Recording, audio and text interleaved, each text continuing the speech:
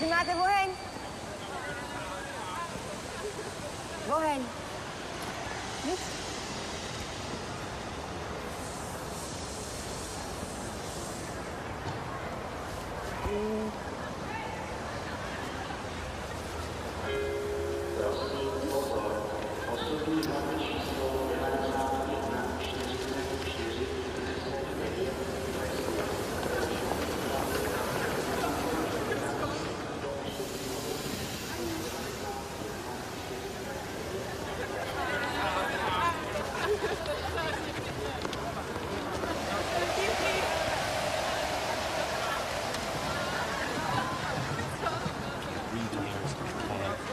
Now I got these college kids like a discotheque. Listen.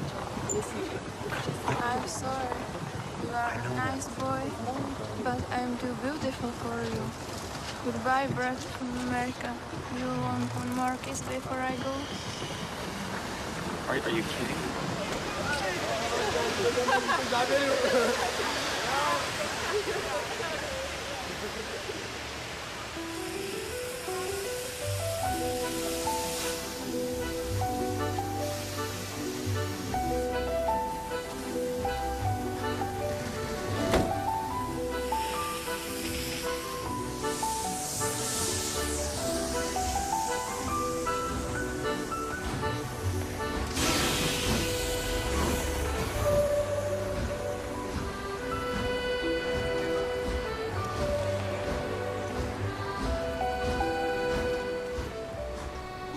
I'm here tonight to tell you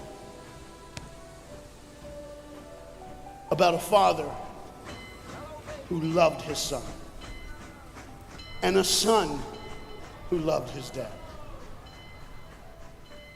The way this story is going to unfold for you is a little bit different because I want to bring it to now. You see, a dad would go home and he would go by the school, and every now and then he would pick up his son and say, "Son, why don't you go to work with me?" The boy loved that. And when his dad would just come and pick him up, he was the happiest boy ever. He knew that he would get to spend the afternoon with his father at work, and he would get his coat and they would walk, and he would bring hot chocolate for his son, for it's really cold, and they would go through. But this boy was different. This boy would see things. This boy wasn't normal. And when they were walking one afternoon going to where dad worked, this boy would notice things that other people wouldn't notice. He see things other people wouldn't see. He sees a man in a bathrobe in the middle of the street who's yelling at a second-story window. He sees a woman who's very angry at him and doesn't really want to hear what he says. This boy, as the rest of the world hustles by, he slows down. He sees the hurt and the pain. He sees the anguish and the sorrow. He sees the window close and a desperate man trying to get his what he did doesn't matter. That he hurting is all that matters. And this boy would see these things. His father rushes and gets him by the hand and says, "Let's go. We'll be late."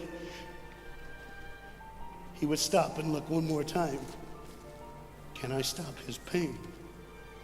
Can I stop her hurt? But the boy loved his father. They would go and they would catch the trolley. I think that's what you call it here. We call it a tram. Yeah, I don't know the words, but he would get on there with his dad, and the boy would just notice people. He would look, and that day, one particular, he noticed something as he got on the train.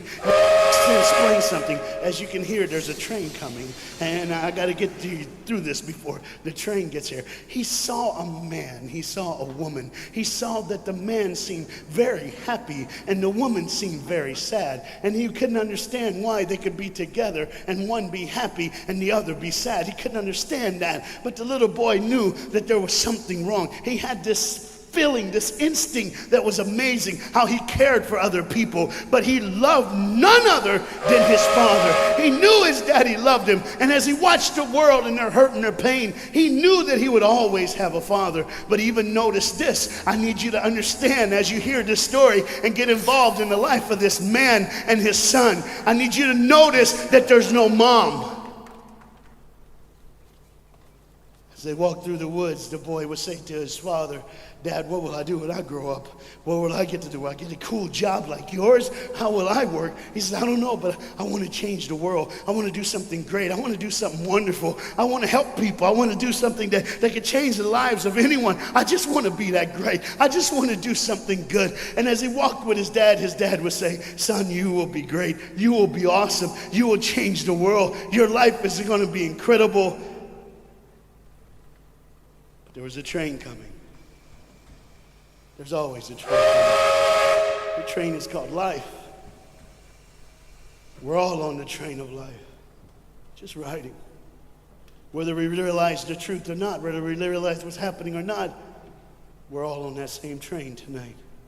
Only God has saw it fit for us to be in the same room, in the same car, for such a time as this.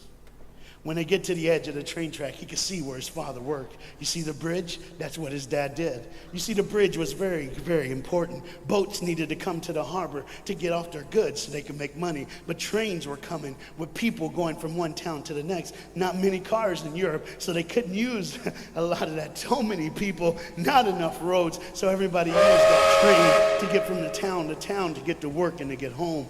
And one day the train was coming by. What you have to understand is that boy loved going to work with his dad. He would stay right by the river's edge, and he would do what he loved to do the most. Let me explain that. He loved to fish. Anybody like to fish here? Oh, all the guys go, The dad looks at his boy and he says, son, now remember the rules. You got to stay right here because I can see you from the window right here. Don't get out of the sight of this window because you got to stay there so I know you're safe. Catch you something good to eat. But as you can hear, the train's coming. The father's job was cool. If I wasn't a preacher, I wouldn't mind doing that. Get to work. Get grease on you. Even if you didn't have to, you just squirt it on you like you feel like you did something. That's what I would do. There was a boat coming in the harbor. Timing is very essential. I'll go ahead and give you the key. The key is this. There's always a light. Everybody say light. Say it again. One more time. There's a light that the train conductor needs to see. If that light is green, he can go. If it's red, he must stop. You see, God has given us road signs in our life that we must read. Lines that tell us to go and lines that tell us to stop. Whether we read those and believe them or not is up to us. That's why some of you have fallen and you cannot get up. But tonight, that's why I'm here. The boat needed to come through, so he called, and the man said, okay, I got time. It's a long time before the train should come. So he pulls the lever, as you just saw, and the big, huge steel bridge, the gears started turning. They started cranking the steam. All of a sudden, gears are moving, and that big, huge bridge is just starting to go up. As it rises higher and higher, he has to watch and make sure everything's set, everything's good, everything's fine. As he looks out the window, he could see everything, but the dad, being a good dad, keeps one eye on his work, but the other eye on his baby. One eye on the world, but the other eye on his children. You think God doesn't know where you are? He keeps one eye on his world and one eye on his child. No matter what you've done or where you've been, it's one eye on the world, but the other eye's on you. He's watched you and he's kept you. Even though your train is coming down the track, he understands that. And even though sometimes, I don't want to get ahead of myself. See the red light? He didn't see it.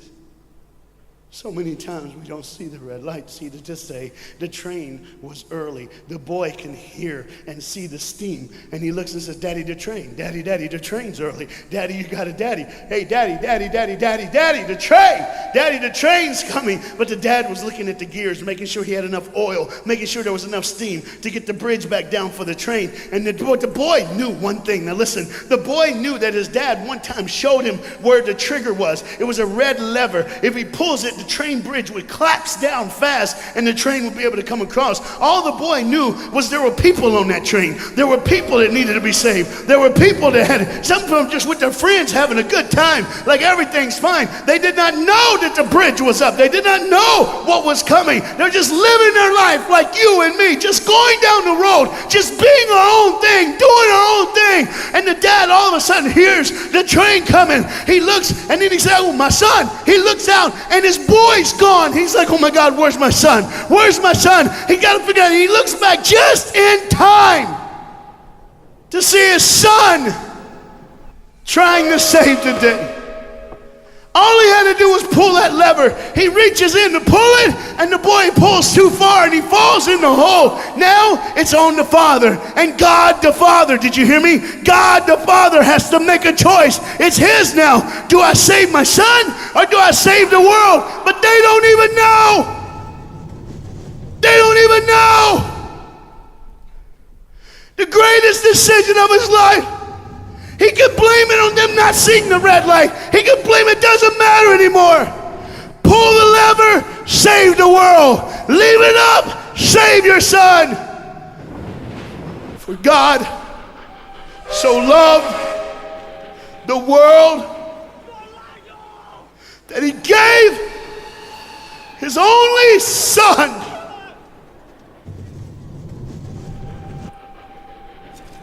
Whosoever believes in him will not perish. 3, 2, 1. That's it. And they didn't even know. They never would know. They didn't even know. The train goes by. It's fine. Everything's cool. The bridge is down. Just like always. It's always going to be down. Are you hearing me tonight? He gave his only son. For God so loved the world that he gave. And you know what's amazing? I wonder what God did right when his son died on that cross. When he breathed his last breath. When he took that breath and he breathed and it was over. Here's what the Father would have looked like. They didn't even know, just trying to think of their life. Just trying to figure out what they're going to do next. Just thinking about the person they're going to see, the people they're going to hang out with. Just trying to be, just loving, caring. Doesn't matter if you're blind. Doesn't matter if you're putting on a little more makeup, trying to look pretty for somebody, or just wearing another mask. It doesn't matter. God gave his son for you. What will I do when I grow up? Where will I go when I grow up? What can I change? And there was a girl in the bathroom on the train, liquefying her heroin to shoot up one more time. He died for her. He died for her. But in one moment, are you listening? In one moment, as the Bible says, everybody gets a chance. In one moment to see the look of the Father when he knows when you realize what he did for you, when you realize the sacrifice, when you realize he let his son die so that you can live, when you realize what he did, no matter what you're doing, no matter where you're at in this life, no matter what you're a part of, you gotta stop. You gotta stop. Even if it's for 1 second and think, my God, he did it for me. He did it for me. And I pray to God you drop what you're doing. Drop what you're doing. With all the pain and the hurt and the sorrow in the world, he did it for you. That's why you're so quiet. You see, the train's coming. The train's coming. Everybody has things. You have ways of I don't want to. I don't want to do that. I don't want to, but why do I keep doing it? Even Paul said, why do I do? My flesh tells me, and I do what I know is wrong, and I don't do what I know is right. You got to understand tonight, the fight is on, and we can win. We become more than conquerors through Jesus Christ. And I'm not preaching just for me. I'm preaching on behalf of you. But what you got to understand is there had to be a moment in those 3 days when Jesus died on a Friday and rose again on a Sunday. There had to be this moment. Go ahead, look at the screen. When it was just God and his baby and his son.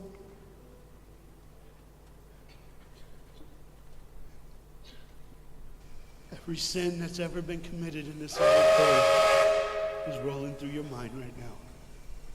I'm here to tell you that as the sun sets in the afternoon, the sun will rise again. And when the sun rises again, you cannot change your past, but you can change your future. You see, it's always a different day. One day someone lives, the next day they die, the next day you wake up and you're still living. You're like, why am I going to live? Why does this have to be my turn? Why can't I? You can just preach. I could have stopped, but I need you to see the whole picture here. You see, because when God the Father gave his only son, when Jesus Christ breathed his last breath and he died, he did it in a way that you can never ever say, you don't know me, you don't understand me, God don't understand my pain, God don't understand my sorrow. You see, that's the very train that boy was on. That's the very train that he was on. And as this dad remembers, look real close. You see the pictures of the people? Bam, there they are. But there's somebody added in the picture, isn't it? Bam, there they are. Do you see who's added in it? In every face of every person, Jesus is in their life. Why? Because when you're the greatest sacrifice, you always end up in everyone's life, no matter where they are, who they are. He did it so that you can say he was there all the time, waiting patiently in line. Jesus Christ was there all the time. And the train keeps going. The train keeps coming. Train keeps moving. People keep living and people keep dying. And God the Father just watches it all. One eye on the world, the other eye on you. Some of you are starting to figure it out. You're like, what is he looking for? Just one girl. Because see, the whole horrible day, God only had his eyes on one person. And it was just a day on the street corner. When he walked by, he saw a girl with a babe. And she saw him. Do you get it? Old things are passed away. Behold, all things become new. He did it so that we can live. No matter what the sin, no matter what the pain, no matter what the sorrow, the sacrifice was perfect. It was perfect. And it was for you. And God the Father watches it all unfold. And all he can say